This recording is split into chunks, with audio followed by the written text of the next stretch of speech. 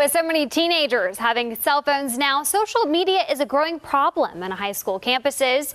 As Kelly Warner explains in today's Healthy Kids report, the issue is more serious than just distracted students in the classroom. It wasn't too long ago that the term social media meant Facebook. Now we have Twitter, Instagram, Snapchat, and a host of other apps where teens go to connect. But these social avenues have led to some serious issues, including harassment, bullying, and sexting.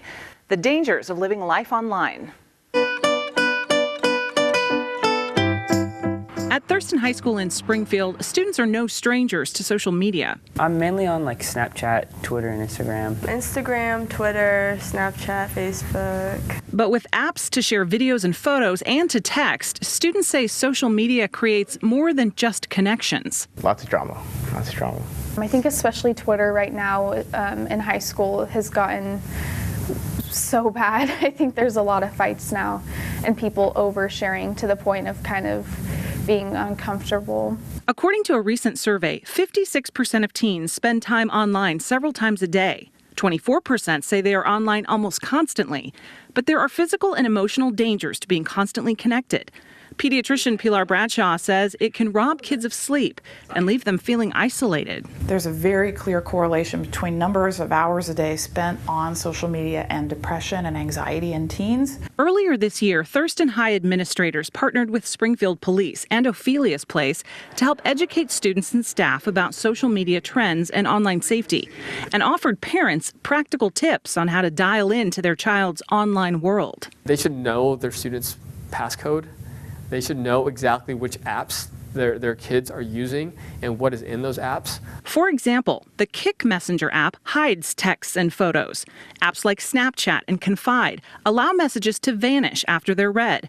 But it's important to teach your teen that nothing posted or sent digitally ever really disappears. It lands on a server, and now you have no control over that image or the content that you put out there. Springfield Police Detective David Grice says by law, electronic service providers are required to report illegal content, including inappropriate pictures, by forwarding them to the Centers for Missing and Exploited Children.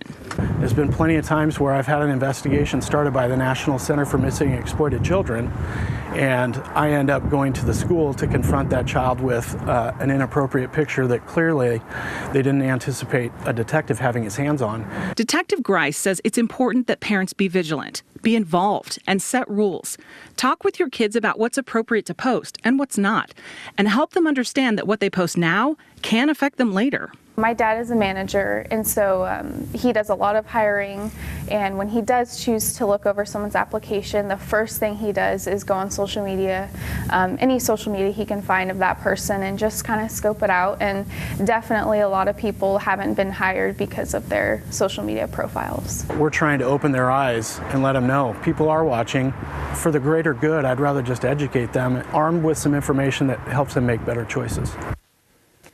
No matter what social network your teens are using, remind them to always use privacy settings and not to post anything that they wouldn't feel comfortable showing their grandparents.